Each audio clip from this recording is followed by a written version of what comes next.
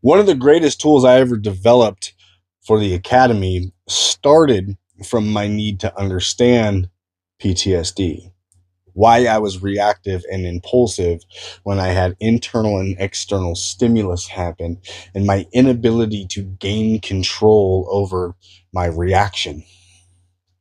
And what I discovered was the six main components that make us who we are. And I call it the six centers framework. It's right at the beginning of the academy. It's where we really start to raise consciousness, to raise awareness, to understand that it's just a system of things happening, and there is no real need to react in most cases unless there's actual danger or a need to react. But just standing in the kitchen making eggs and then having a PTSD flare up was starting to get really annoying. So I developed this framework. There's the six building blocks are made up of what I call centers.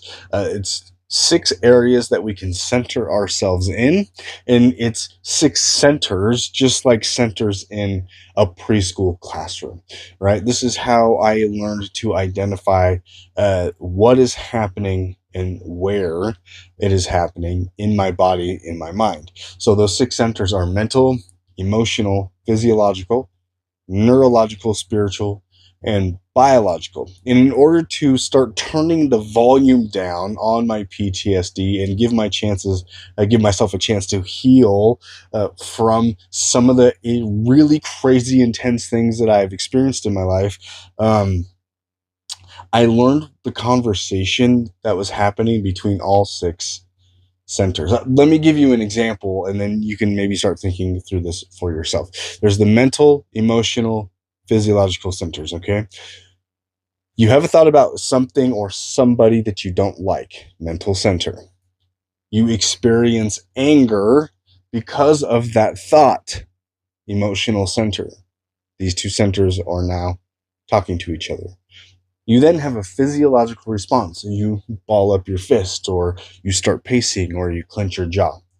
These three centers are now in communication, and they want to continue down the line into neurological, spiritual, and biological. I won't break the whole thing down for you right now. It's what I teach in the first semester of Established Academy. But I want you to recognize what's happening when you all of a sudden have an impulse to be reactive. Is it a thought that you're having? Is it an emotion that you're experiencing? Do you have a physical response to the thing that